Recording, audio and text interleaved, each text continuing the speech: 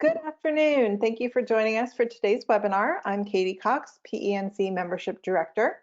I will be serving as moderator. If you have any technical issues, please use the chat box and I will try to assist you as best I can. We will be taking questions throughout the presentation today.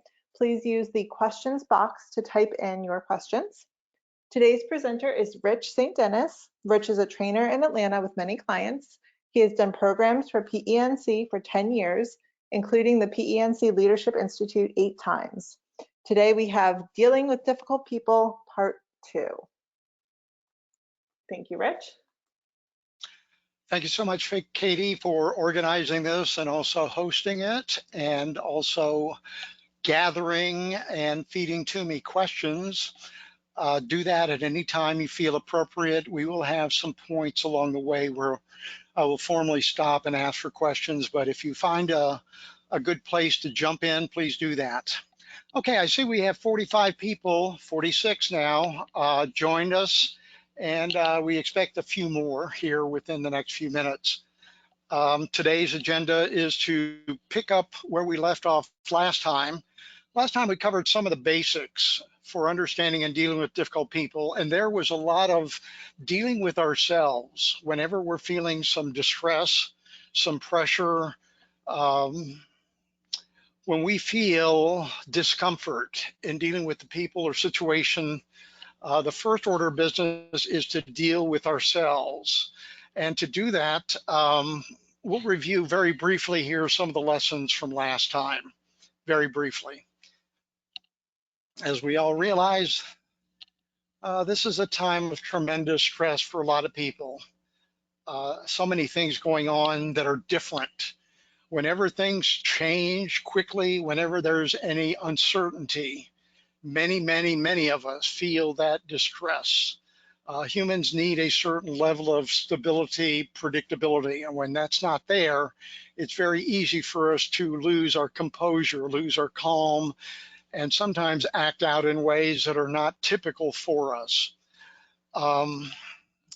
It's a time when many people are not at their best because they are in situations that are new and different. What they like, what they need, what they enjoy, what they're comfortable with is not altogether there. So dealing with the uncertainty, the change often causes us to what? React by the seat of our pants, and sometimes not in the best ways. Now, some of these folks you can absolutely avoid. Just walk away, not have to deal with them. But those that are part of your professional or personal life, it's probably not a good idea to avoid. In fact, a lot of psychologists say avoidance is not a good strategy overall. It can happen for a while, but at some point, to make things better, you've got to re-engage with. So today we'll be talking about some of the specific types of difficult behavior that we encounter. We had a number of lessons that we covered last time. Let me quickly review some of them. You heard me mention at the beginning of the last program that dealing with difficult people, difficult behavior is first and foremost about something we call emotional strength, emotional hardiness, emotional resilience. And we covered 5 factors that make for resilient people, people who are able to withstand the shocks and strains of uncertainty, risk, difficult behavior, and others. Do you remember the 5? First and foremost is the ability to recognize, acknowledge, and face up to the tough situation that you're facing. Some people, they go into denial. They imagine that it's not really there. It's kind of like when I wake up in the morning, sometimes I think, was all this a dream? And I'm kind of wishing that we were back to the way things were. But it doesn't take long for reality to hit us in the face. The second thing is, in the face of all this difficulty, is to remain hopeful, remain positive, remain optimistic. Face the present realistically, maintain a hope for the future. Third feature of emotional resilience is the ability to forge, to create, to sustain, not go along to get along relationships, but truly emotionally mature, resilient, resonant relationships where you can talk about the tough stuff while also being mutually supportive. Easier said than done. That takes a while to do. Also, dealing with difficulties requires a degree of flexibility, adaptability. The Marines have a famous go-to motto: improvise, adapt, and overcome. Easier said than done.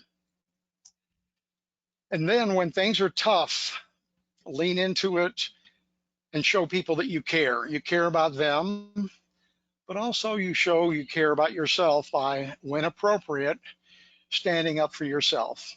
We'll talk about ways to do that in dealing with a variety of people as we go through the remaining, 54 minutes this afternoon. Okay, I see we have 52 folks on the line. Another bit of quick review. Wouldn't you like to be able to maintain that calm when somebody is lurching over you? Well, sometimes it's the way you talk to yourself. Back in 1939 in Great Britain, at the onset of the Second World War and the Battle of Britain, somebody there, pretty smart, coined a phrase that the British people adopted. And it's kind of a go-to phrase we can use ourselves. Keep calm and carry on. Great wisdom indeed.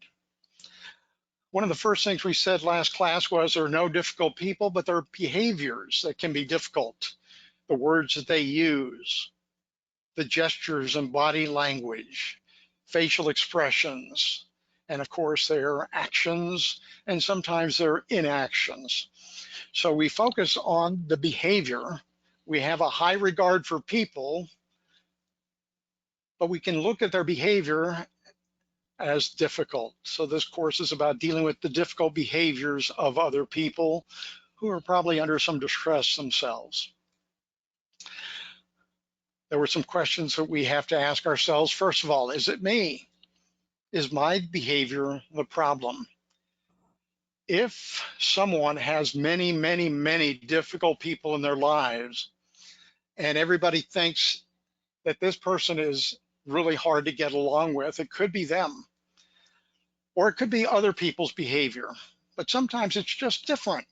They've got a different style, a work style, a different approach. And sometimes it's a different value set.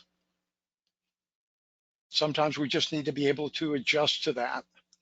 Sometimes people are not totally competent in how they act and what they say and what they do. And this incompetence, they don't seem to say the right things, they don't seem to do the right things, that can become somewhat of annoyance to us. The worst, though, is those who are truly toxic. Their behavior is maybe lashing out at people, and it's truly destructive. Those, of course, are the hardest to deal with. And then we ask the question, do we lack the resilience to handle that? Do we lack the tools? And today we'll cover a few more of the tools to handle the toughest situations. So like firefighters, 3 things we've got to do. Be able to diagnose what we're facing, somehow muster the courage and calm to deal with it, and then figure out what are the right tools and techniques to handle them. An important feature of last class was taking a look at different behavior patterns. Are you on the assertive side or on the quiet side? And the person you're dealing with, where are they on the up and down axis? And then the left to right axis, are they very emotionally dramatic all the way to the right? Or are they more towards the emotionally reserved, towards the left? And from that, we can identify certain patterns. If we can name it, that gives us a going in strategy for being able to handle it. And remember that each of these patterns has a underlying basic need or intent or desire. Direct people, those with direct behaviors, assertive and unemotional, they like to get results. The opposite, considerates, they put a high premium on relationships, getting along with people. Systematics, bottom right, or bottom left rather, systematics, they like systems, they like things predictable, stable, methodical. Up to the top right though, spirited people like variety, creativity, and quite frankly, they like a lot of attention. They like to be heard. One thing we covered last time was a basic approach. Slow things down, stop yourself when facing it. Give yourself some time to think and choose your response, and then act on it. Red light, yellow light, green light. The day right after our last workshop on Thursday, I was homeschooling my first grade grandson, and at one point he was starting to get a little bit too spirited. And we've used this red light, yellow light, green light technique before, and Joshua understands how that works. It's a way of helping him regain control. At this point, any questions, comments, observations? Did you have a chance to apply any of the lessons from our last class? Now, putting stuff to work, trying it out for size is important. And here's where I recall the Leadership Institute courses that I've conducted over the last 9 years. We've gone through 8 classes, 96 people actually.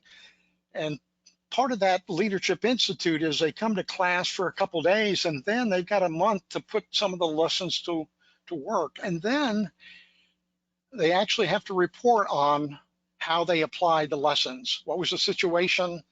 What did you plan to do? What did you actually do? What went well? What didn't go well? What do you do differently next time to keep improving?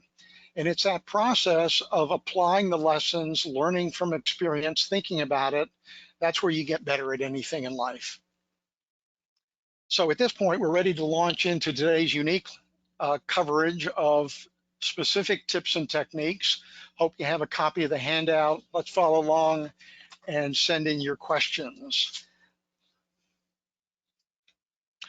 You'll see at the top of the handout a replication of this chart here, the 4 different behavioral patterns. That's when people are too much for us to handle, too spirited, too direct, too considerate, or too systematic. And here you see the different types of difficult behavior that we can spot. I'm thinking right now of some of the people who went through the Leadership Institute with me. From our very first class, there was a gal by the name of Virginia. And I remember after our first set of classes, how she wrote back, how she, an engineer, had to deal with a very, very spirited person, much older than her, who was also a regulator, an inspector, and how she used some of the techniques that we covered in class to help that person regain composure, but also for her to gain some credibility in dealing with this person. In our most recent class, I remember an AAR, an after action report from a fellow by the name of David. We've had some people on this webinar, one by the name of Caroline. I remember her writing up a incident that she had to face in her office dealing with somebody whose behavior was a bit too assertive. So I know these things can work. I've had people who have tried them on for size. I encourage you to do the same. So let's get into some of the specific tools and techniques. And the first thing I have to say is a word of caution. Whenever you see someone whose behavior is depressed, or somebody whose behavior reveals a pattern of addiction, or someone whose behavior reveals a sociopathic trend. These are people who are very, smooth and interacting with you, but ultimately very manipulative and self-serving. Whenever you see these particular patterns of behavior, you have to be cautious. Of course, show these people that you care about them, acknowledge that they may be overwhelmed by what's going on in their life. You can always, always, always listen. Be willing to listen to these people. That's one way to help them at least handle the moment. But then most importantly is for you to recognize and even state the need for professional help. And you may need to refer them to someone who has the skills, the training, and the experience, professionals in these fields. Right now, I'm thinking back to a time many, many years ago when I was a manager, and I had somebody who I didn't back then have the vocabulary of understanding, naming, or even dealing with this person, but they had behavior that was very manic depressive, coming into work one day very upbeat, positive, enthusiastic, and the next day this person was down in the dumps. And this cycle pattern was up and down and up and down, and it was just so much to handle. And in retrospect now, I know this person needed professional help. I suspect at the time that they were on some form of medication, but it was not enough. I'm thinking now to the 1990s where I'm doing a workshop in Middle Georgia, and a person tells me about a person who reported to them a direct report, and this person's behavior started becoming very, very erratic. And the person said, "What's going on? Let me know." And at one point, they referred this employee to employee assistance. And then they referred this person to a medical doctor and found out that sadly, this person had a tumor, a brain tumor. And in fact, within a few months, actually passed away. So sometimes there are medical things happening, things beyond our personal experience, personal ability. So show you care by getting this person, helping refer them to some professional help. Rich, Now, I have a comment real quick from a attendee. absolutely, please. Um, just pointing out that depression and sociopathic behavior are incredibly different situations and conditions. Oh, yes, yes. And here's where you really need professionals to help handle it. Did I understand your comment or question correctly, Katie? Right, just a comment that those were two different situations. Sure, sure. Thank you for that. Thank you very much for that. Now, when you are dealing with someone whose behavior is highly spirited, this is where they're being very assertive, maybe too assertive for you to be able to handle well, and maybe too emotional. So they're too much in two different dimensions. And this brings upon us maximum pressure. This could involve hostile aggression, exploding, rather volcanic behavior, temper tantrums, emotional meltdowns. Or it could be somebody who is exaggerating, stretching the truth, carrying on in a way that kind of tests your credibility. Some people whose pattern of complaints, nonstop complaining, constant complaining becomes an irritant. And then finally, someone whose sarcasm, snarky remarks, sniping comments become rather difficult to handle. Let's start with the hostile, aggressive, exploding. Anybody out there have somebody like that? The behavior pattern is very emotional, very assertive, sometimes very very aggressive in putting you down, saying things that when they are under control, they might not say. And this often reveals some need for attention or for dominance. So one of the things you do is don't interrupt them, but give them some attention. Give them some time to vent. One of the worst things would be to interrupt them too soon, but give them some time. And if they can't run down, then you might interrupt them and set some boundaries. So you're letting them vent, you're listening, you're hanging in there, you're giving yourself some time to think.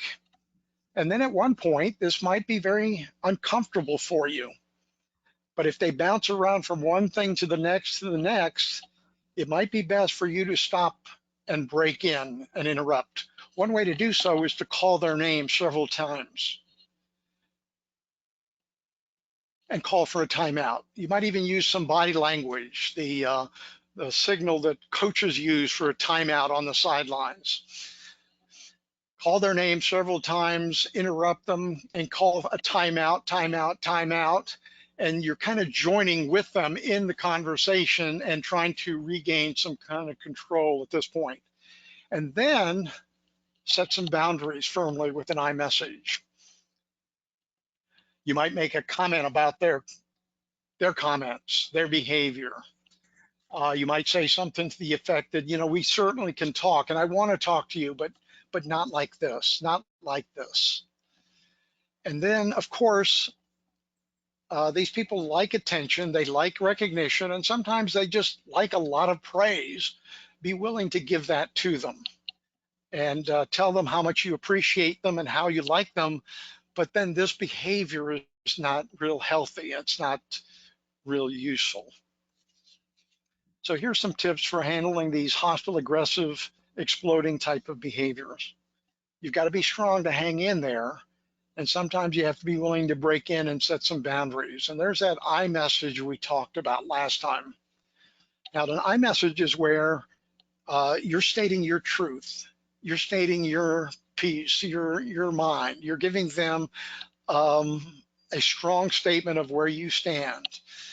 And one version of this is called the WIBI statement, W-I-B-I. When I hear that kind of language directed at me, when I see that kind of attack, whenever I see and you describe the behavior, and try to depersonalize it by avoiding the word you. And then, quite frankly, let them know how it affects you emotionally. What you're trying to do is create some sense of empathy in them on how they're coming across. The next thing is to give them a reason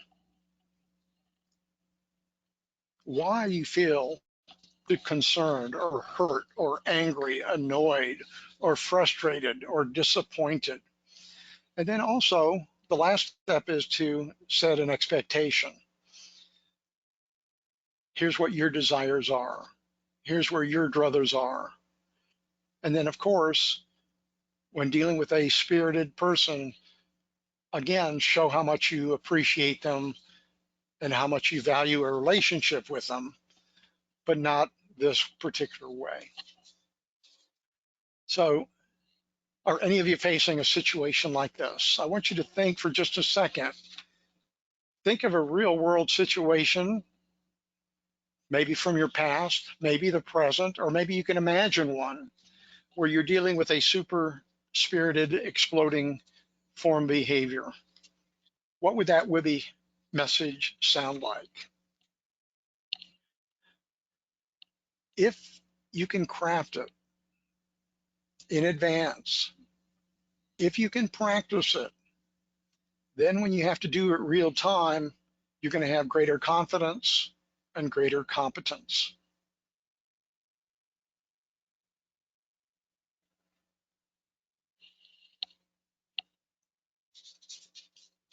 I would invite you, if you're interested, to email me with sample WIBI statements that you might need to use. I'd be happy to give you my feedback, and you've got my email address there at the bottom of the handout. Katie, do we have any questions or other comments or observations at this point? None at this time. Okay, very good. Thank you. Thank you. Let's take a look at another type of super spirited behavior, and that is the exasperating exaggeration. And often this belies not only a need for attention, but also a need for prestige, a need for status, a need for being looked up to. I've seen this pattern of behavior. I had somebody in a workshop a few years ago who kind of exaggerated in describing somebody that I knew very well, a pretty well-known leader. And because I'm a systematic, the opposite of the super-spirited, I could feel myself getting emotionally hijacked inside. I kept the person talking, I stopped, I asked them questions, but I could see how their exaggerating was getting to me. So I had to use that red light, yellow light, green light myself and keep them talking.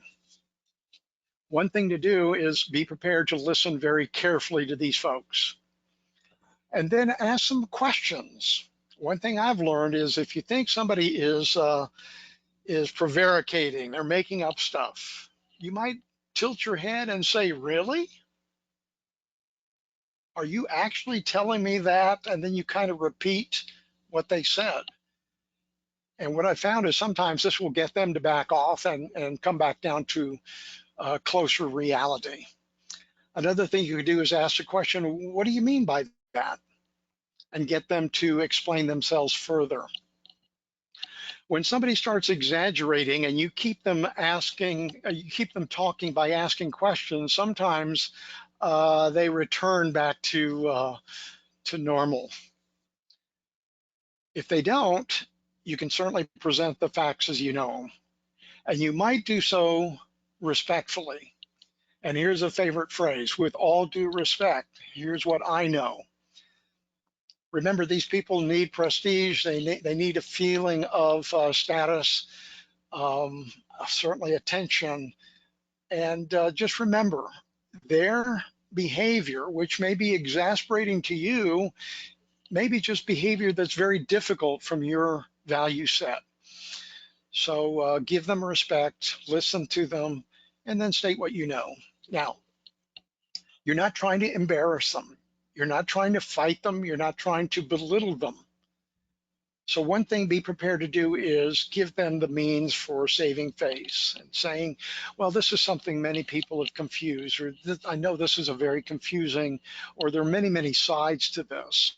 So what you're trying to do is smooth over any ruffled feelings that they might have.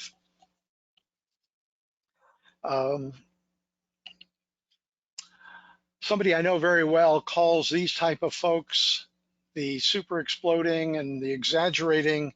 They call them emotional vampires because sometimes they just love getting into this dramatic state.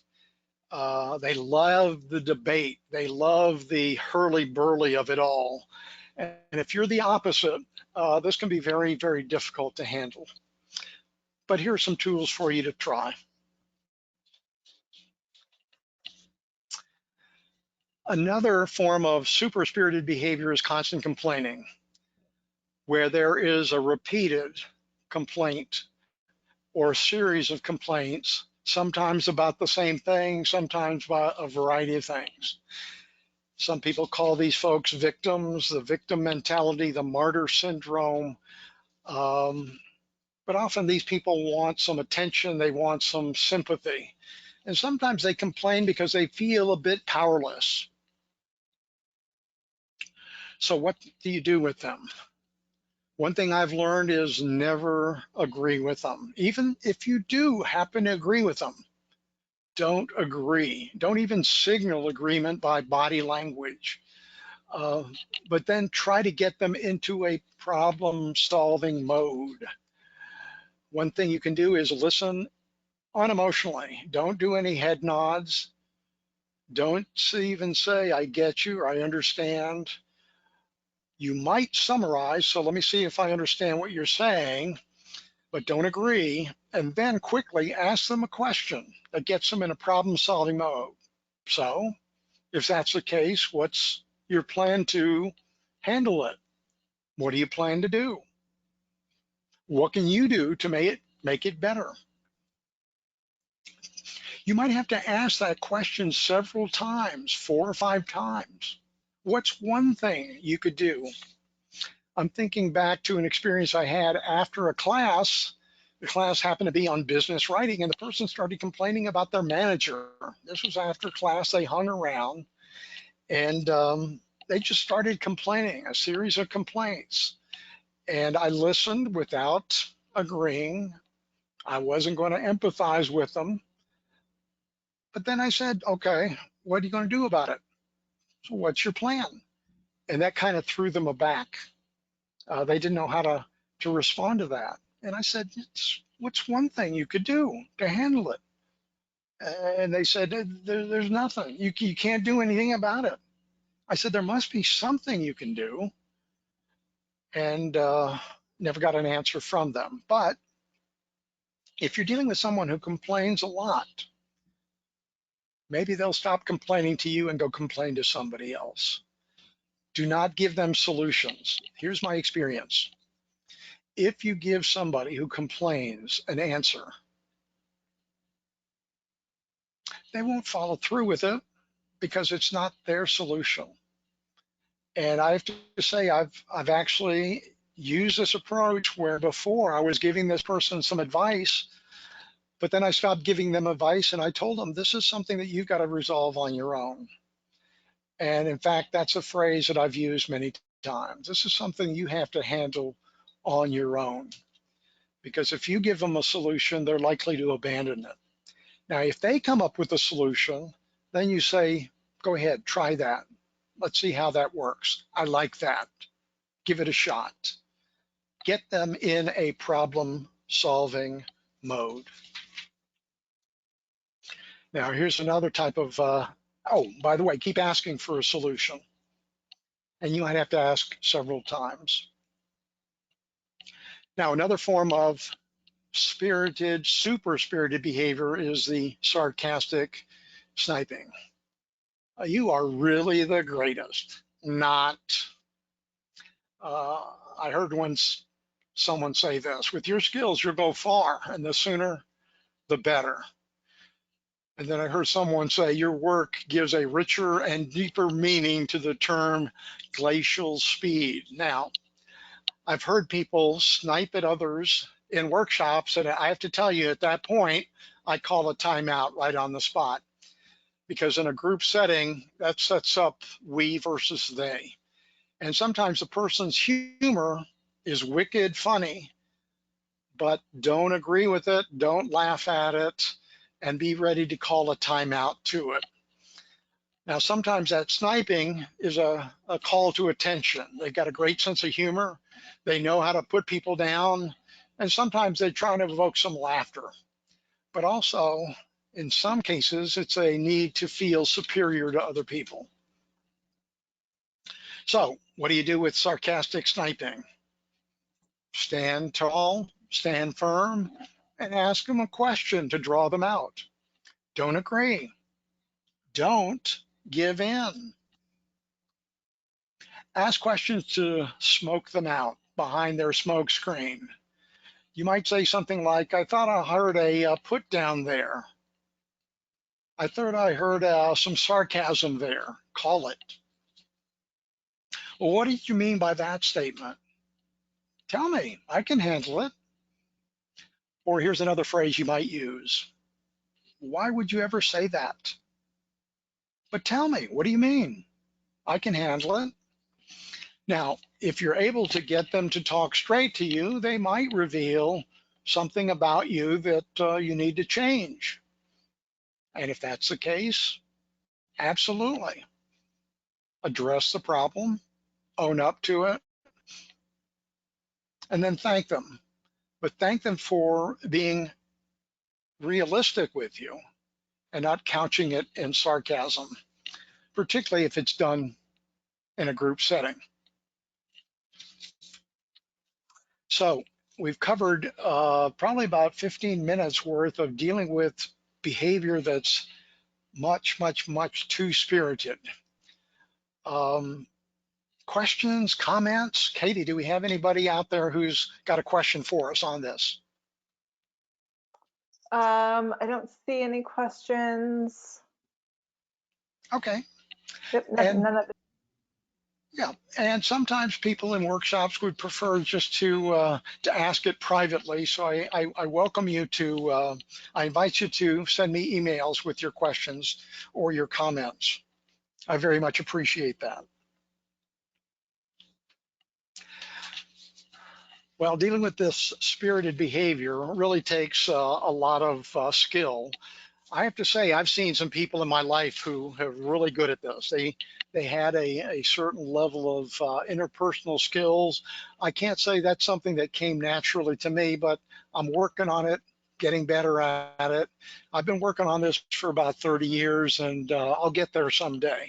I'll get there for sure. Now, how about behavior that's just too direct?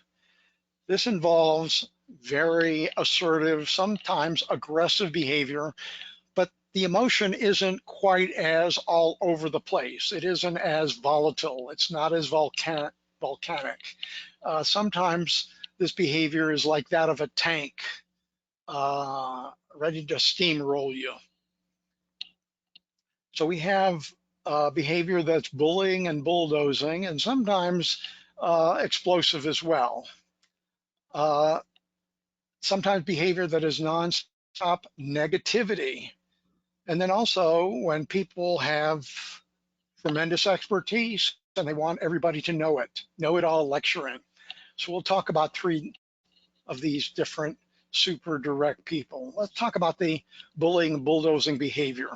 Very intimidating, comes on very strong. Typically, they don't talk a lot. Their conversations are almost like machine gun fire, boom, boom, boom, rapid hits.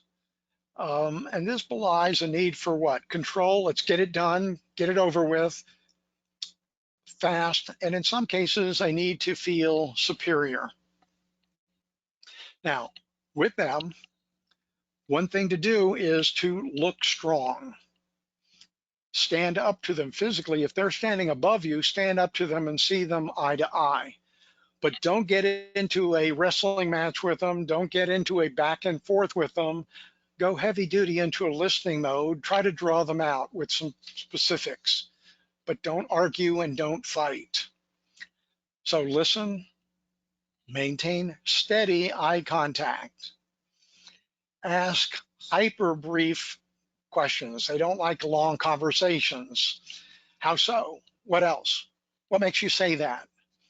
Try not to draw them out with a long question. That itself would be exasperating to them. Summarize what they've said briefly. So what you're telling me, what you've said, what you want is this. And then with them, because they are results-oriented people, try to find something that you can agree with. Now, sometimes you may not agree. And here's where you might use what we call fogging, where you say, you might be right. You could be right. That may be the way. Maybe, maybe not.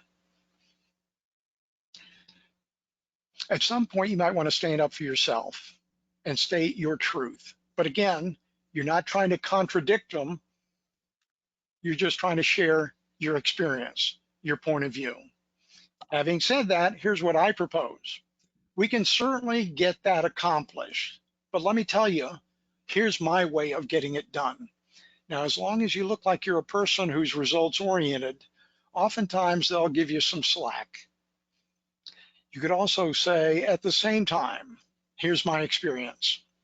Try to avoid the word but, because that means, well, that's what you said, I don't agree. A way you can disagree and agreeably in an agreeable way is say at the same time or also. Here's another way of looking at it.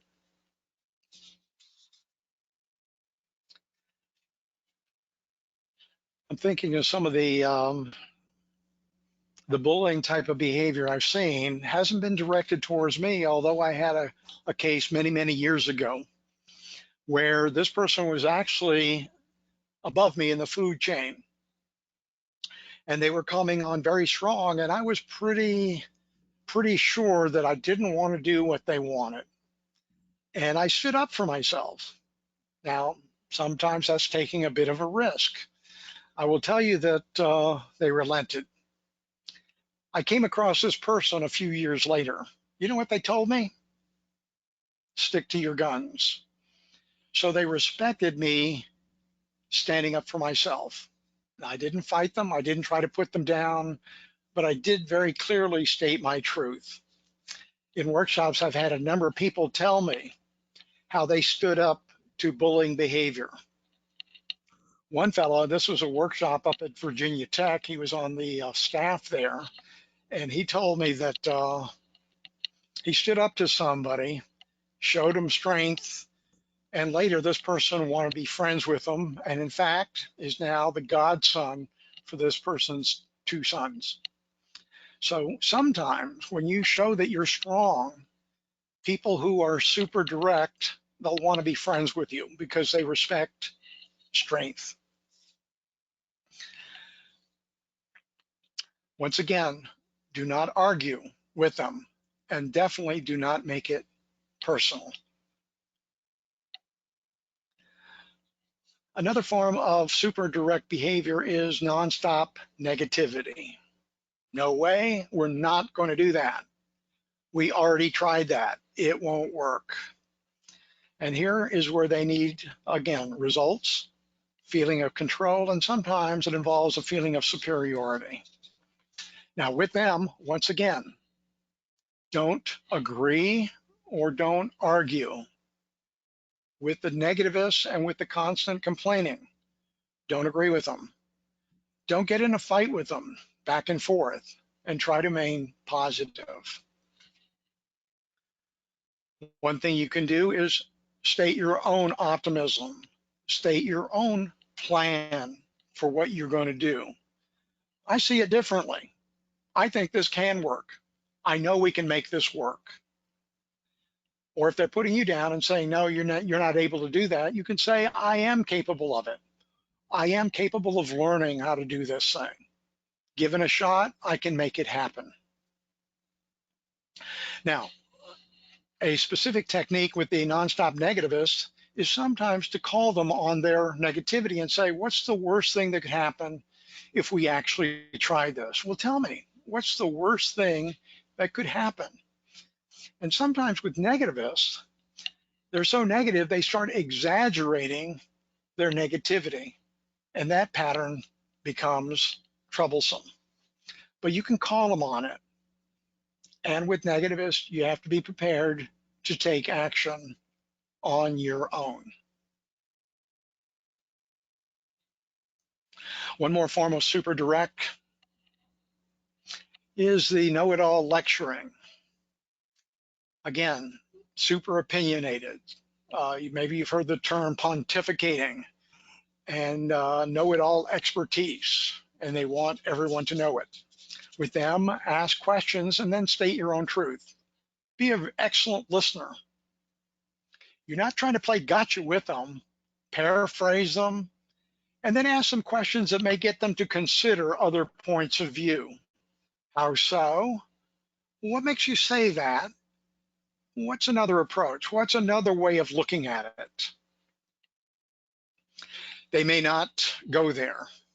They may not consider it. There is no other approach. And in this case, you may now state your own knowledge firmly, concisely, and again, without arguing. Well, here's what I know for sure. Here's what experience tells me. So with these super direct types, let them have the floor, let them have the forum, listen carefully, ask questions, and be willing to stand up and state your own truth. Sometimes they'll respect you more for it by willing to be strong yourself. So at this point, we've covered two of the most difficult patterns of behavior, super direct, super spirited. Katie, any questions out there? No, Rich, no questions at this time. And we have about 15 minutes to go. Thank you for that time check. Now, those are the hardest ones to deal with because they put the maximum pressure on us. The other two patterns of behavior, super considerate, super systematic, those are easier to handle. Now, with the super considerate, they're too passive, they're too agreeable, maybe they're too emotional for you. Over agreeability, that yes person behavior. Or maybe it's plastic make-believe positivity. Or it could be something that's very annoying to you. They're super nice in a situation where it's really not appropriate. You've heard the phrase doormat, disease to please, go along to get along. There's some people who have a very strong need for relationships, to be accepted, and they have a hard time opposing you or anyone else or revealing what they really think or feel. So what are some things that we can do? When you see this, they have that need for acceptance, they have that need for harmony. And often, look at that last statement, how's every little thing with you? They often want to get away from this difficult conversation and back to something more personable. Now, one thing you can certainly do is understand what's driving this, appreciate them, and make it safe for them. Say how much you value them. I like you. I value your opinion. I really need your honest opinion on this. Please tell me what you really think. Hey, it's okay for us to disagree. I like you even better when I know what you're really thinking about this. Show them how much you care about them, how much you value them. Another thing, you might ask some questions to get the truth from them, what they're really thinking. What are you really feeling about this? You know, I'm looking at your body language. I'm sensing maybe there's something else going on here. What do you really think? What do you really feel about this situation? And sometimes if you're asking them for feedback, that's going to be very uncomfortable for them. So you might whittle it down to one thing. What's one thing you'd like me to do differently? One thing, just one thing you'd like us to do differently. What's one thing you think we should do? What's one thing you think we should do? And again, you're trying not to put a lot of pressure on them. So your body language, even your tone of voice, is going to be a little softer, a little more emotional. What you're doing is you're getting inside of their comfort zone.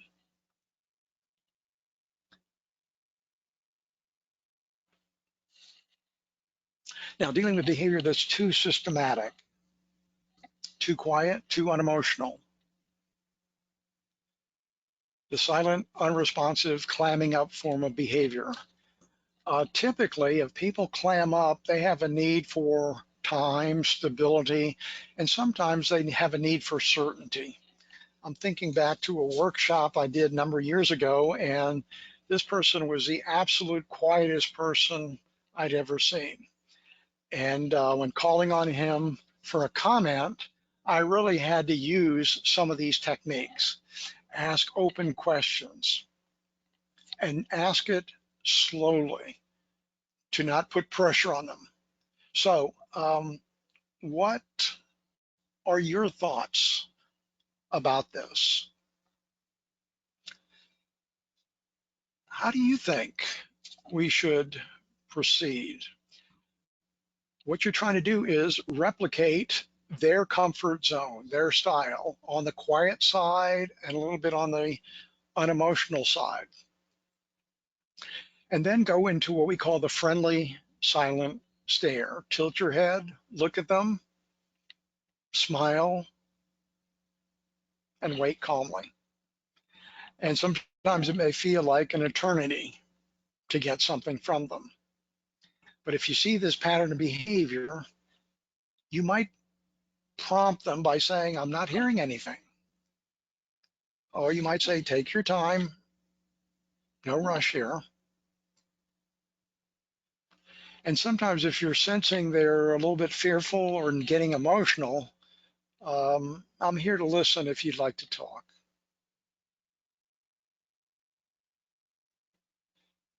Now, sometimes the silent, unresponsive behavior is attributable to considerate people as well. And sometimes it's just too emotional for them. So you might need to set up another time to talk. well, let's talk tomorrow. Or how about emailing me with your thoughts if it becomes very uncomfortable for them? And again, you're not trying to make it uncomfortable for them. You're trying to create a safe space where they can open up to you. Now, sometimes in a group setting, that's what's causing it. So sometimes only in private can you get input from them. If you're ever running a meeting and you're trying to get consensus and everybody is agreeing with you, stop, thank them for their consensus, and then go to each person privately and ask for their consensus. And sometimes only in private will people let you know what they really think. Another pattern behavior, paralysis by analysis, indecisiveness. And this is often with people who have a high need for certainty, stability. They don't want to be rushed into things. So the trick here is to guide them to decide and ask. Ask them questions that guide them. And sometimes asking them, what are the facts of the matter? Peter Drucker once said, if you just get to the facts of the matter, sometimes the decision lands right in front of you, right in your lap. Ask them about what input they got from others. Boil it down to just a couple of options. And then quickly discuss the pros and cons. If they haven't decided, you might want to cite the importance, the urgency of a decision now, and what happens if a decision isn't made soon. What's the worst thing that could happen? Now, if they do decide, quickly reinforce their decision with approval and support. And sometimes you may not ever get a decision from them. You have to be prepared to take action on their own. So guide them. Ask them questions, cite the importance, the urgency, make it real, express approval, but be ready to act on your own. Sometimes when you tell them what you plan to do, that will often prompt a decision. Well, here's what I plan to do. And then they'll say, well, hold it. I think actually I want to do the other thing. And that's fine because now you got a decision from them. So at this point, Katie, any questions, comments? We've got a couple more things to cover. We've got two questions, Okay. three. The first is, what about passive aggressive? Are they more super systematic? Well, passive aggressive is actually a person who is on the spirited or direct side who has learned to tone it down as a way of getting at you. So underneath that passivity is truly an aggressive person, and they'll smile to your face and then sometimes stab you in the back. Or they'll say, oh yes, we'll do it your way, absolutely. And then they'll take their sweet time in getting it done as a way of what? Irritating you. So passive aggression is basically someone who's aggressive. Their behavior pattern is aggressive, but you're seeing it in a very what? Quiet, sometimes super friendly way. When they say, you know, you're not from these parts here, are you? Or here's a one often heard, oh my, you just don't know what you're doing, bless your heart. Well, that's a put down. It's sarcasm, and passive aggression is often couched in humor. Another question, Katie. For a super spirited person, what do you do when a person is putting down a group of people, like a culture? Yeah, here's where stepping in very strongly and calling hold it, time out, time out, time out, time out. That is unfair. I have to call you on this.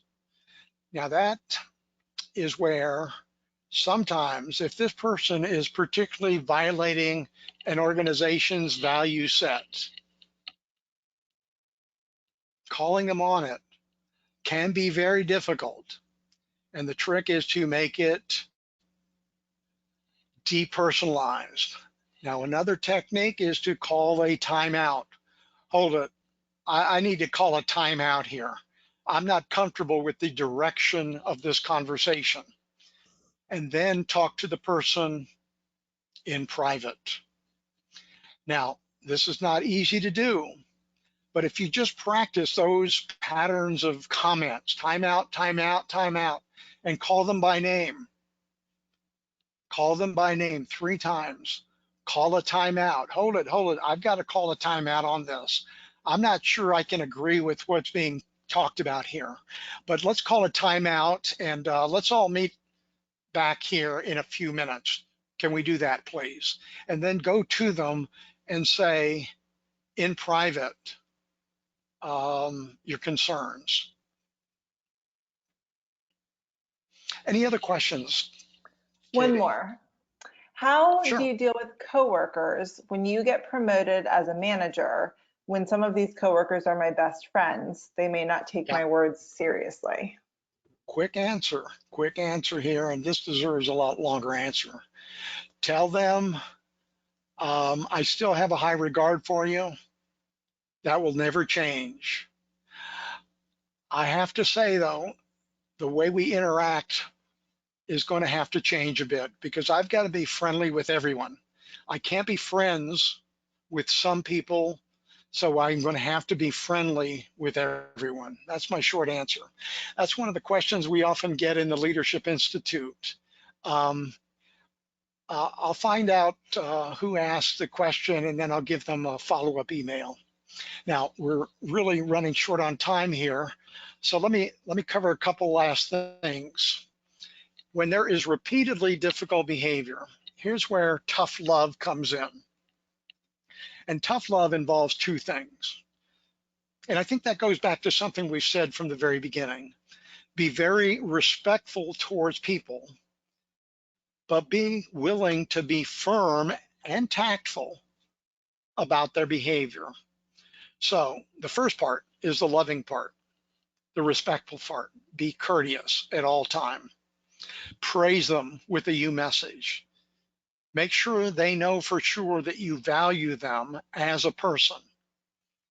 And then at the same time, say something else is something I've got to talk about. Well, what happened just now with that behavior, with that attacking? And that's something we've seen. What was that all about? What do you plan to do differently? That pattern can't continue. And then sometimes you have to set that expectation with that WIBI message. When I saw that behavior, and it's been repeated, there's a strong pattern here. I have to tell you, I feel concerned because there's a lack of what? There's a lack of learning. There's a lack of adjustment. There's a lack of growth and change. And because this is affecting us, it's affecting the whole team. It's affecting me. And also, I think it's affecting you. I really need to see more of this and less of that. And then you have to kind of pin them down to a verbal commitment. Do I have your commitment on that?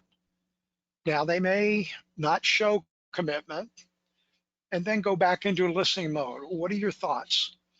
But it's about having a conversation with them. And of course, this is something you do in private. Now, if there's a dispute between 2 or more people, you could do the shuttle diplomacy, go one and then to the other and back and forth. Maybe a better approach is to bring them together. Now, when you bring them together, you have to set some ground rules. Let's sit down and let's talk about this, one person at a time. And I'm thinking back to about 1.5 years ago where I had to do this with a couple of people who were fussing and feuding. Brought them together and I set the ground rules. And then I asked each side to tell their story, one person at a time. Now, you may agree with one person over the other, but don't show that. Maintain control. And then ask them for their solutions and keep going back and forth until they agree together. So you are kind of like a conduit for the conversation. And then maybe schedule a follow-up.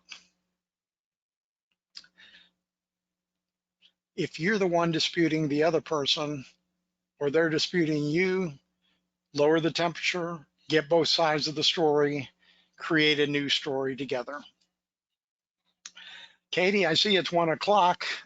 Any final questions or comments? I would encourage people to email them. Make a plan for the future. If you're failing to plan, you're planning to fail. And finally, a final thought. Try these things, practice them before you try them, then try them. Think about how it went. Think about that experience, and then try again. Or as someone once said, fail even better the next time. Now, these are things that there are no guarantees, but over time and with practice, you can definitely get better. Katie, thank you for your help. Thanks all of you for your participation, and I'll be willing to stay online with any of you who want to hang around. Thank you so much, Rich. We do have a question about your slides being available. This webinar is being recorded and it will be available on the PENC website within about 1 week. So if you have additional questions for Rich, you can reach out to him via email. It's up on the screen there. Some quick PENC announcements. Tomorrow we have our newsletter coming out. There is a legislative update and some action items from our lobbyist. So I just wanted to mention that. Be on the lookout for those. It's regarding the NC-DOT funding. More webinars are being added. We have a few coming up in May, and then we are adding more for June and July. So we are going to keep these going. We're going to aim for 2 per month. Anytime a webinar is scheduled, it will be put on our website, so you can check there as they are added. Your PDH survey, your PDH form and your NCBELS survey will be emailed out to you this afternoon. The PDH form is for your records. NCBELS survey needs to be filled out and emailed back to me. Thank you all so much. Rich, we really appreciate your time. Hope you all stay safe and see you in the next webinar. Thanks so much. My pleasure, Katie. Thanks, everybody. Have a great day.